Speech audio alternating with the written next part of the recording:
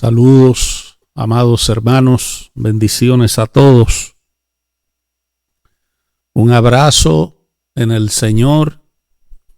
En esta mañana les bendigo a todos.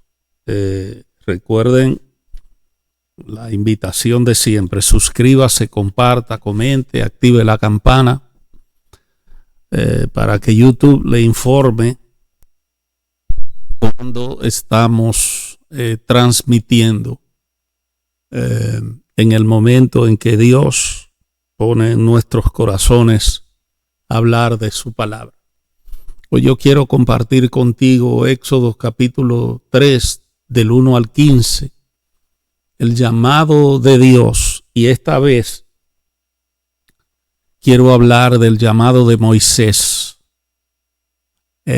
Posiblemente pueda ser diferente al llamado que Dios te haga, porque cada uno tiene una misión en el Señor, tiene un papel, y Dios se ocupará de enseñarnos a través de su Santo Espíritu cuál es nuestro papel, qué es lo que tenemos que hacer. Por ejemplo, el pueblo de Israel, los rabinos, y los estudiosos cristianos nunca han tomado esto como solo historia, ¿no? Es teología, es revelación de Dios. Aquí tenemos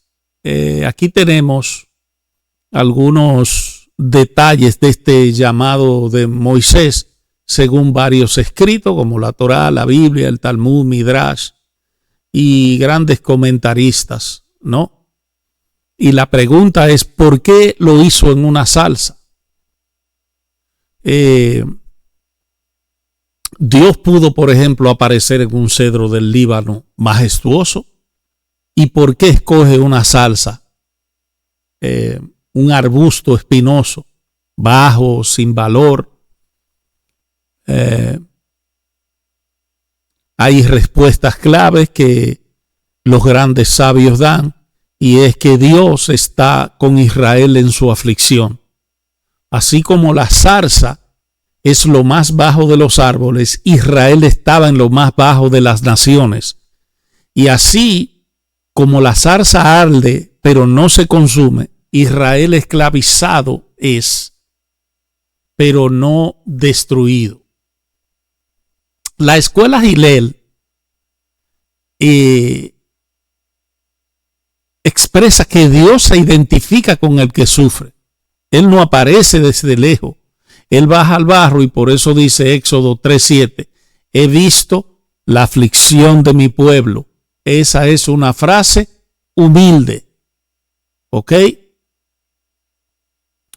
Dios dijo, no moraré con el soberbio, sino con el humilde. La zarza no tiene sombra ni fruto, no presume.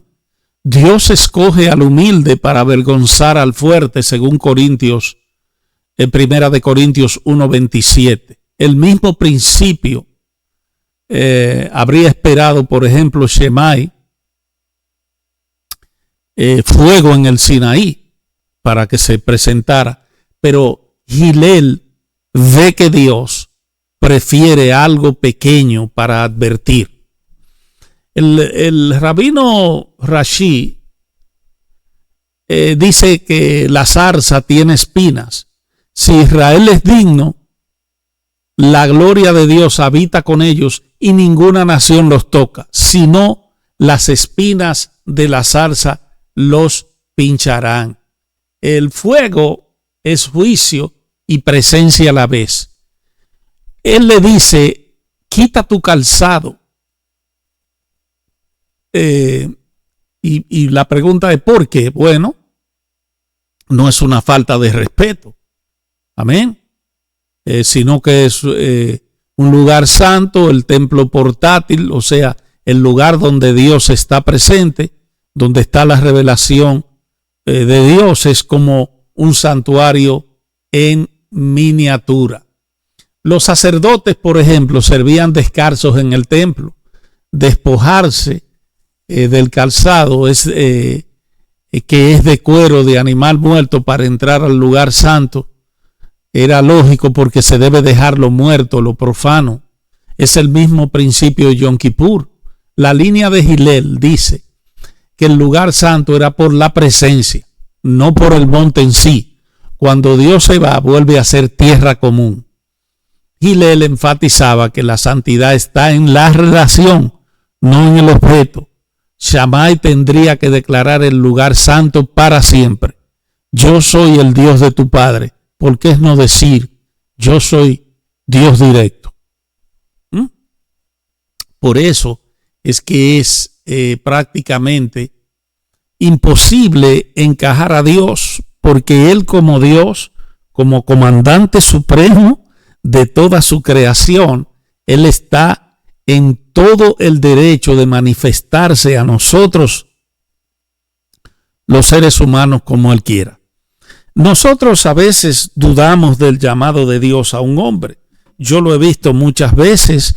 Llegué a ser crítico muchas veces de muchas personas. Una vez, cuando pertenecía al concilio MI,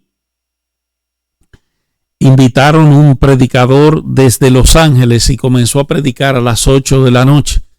Y eran la 1 de la mañana y él dando un testimonio, y eso molestó a mucha gente, porque la gente tenía que trabajar al otro día y estas cosas. Y uno muchas veces no está de acuerdo ni entiende esto. Muchas veces la gente se corre, pero eso va a depender de la manera en que Dios se manifiesta en el lugar donde está predicando el hombre de Dios. Yo soy de los que está seguro que cuando Dios va a hablar y va a explicar, le bastan pocas palabras o le bastan muchas. Y también va a depender a quién use y lo que quiera mostrar en el momento. Pero debemos entender que hay muchos hombres que les gusta que los vean hablar, que les gusta que sepan que Dios los usa. Pero así es Dios y Él permite sus cosas.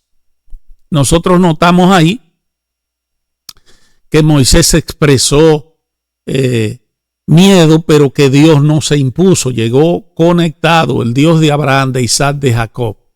Dios le da credenciales, les recuerda el pacto. Es como decir, yo no soy un Dios nuevo. Yo soy el Dios de tu familia.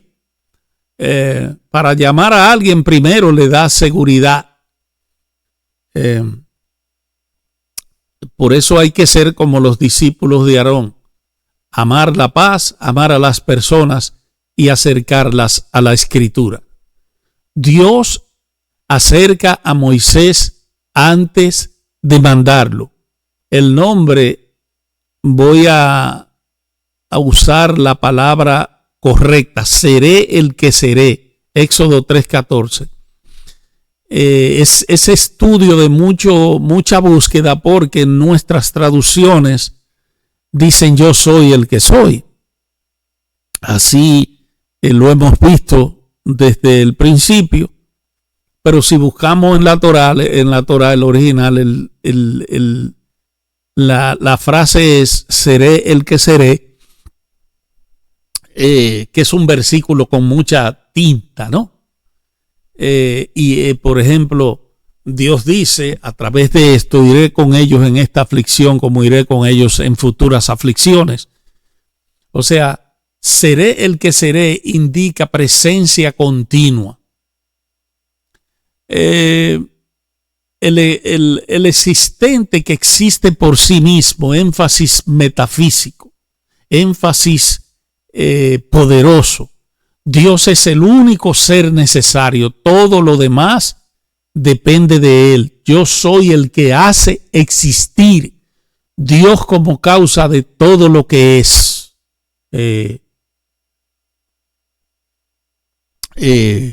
Es una gran causa, porque el debate ha sido muy grande, muy grande. Así que este nombre es para consuelo. Dios se lo revela a Moisés para que él sepa que seré, o sea, yo está con ellos. Por eso Dios acorta el nombre en Éxodo 3:14 a solo, dile, solo seré me envió. Él quiere que lo invoquen. Es como que Dios está creando algo nuevo para Moisés, para que Moisés sea recibido por el pueblo. ¿Ok? Así que esta salsa que Dios usa es como un salmo, como un perfume en medio del dolor. Moisés le dio 5 excusas al Señor, y Dios mostró paciencia.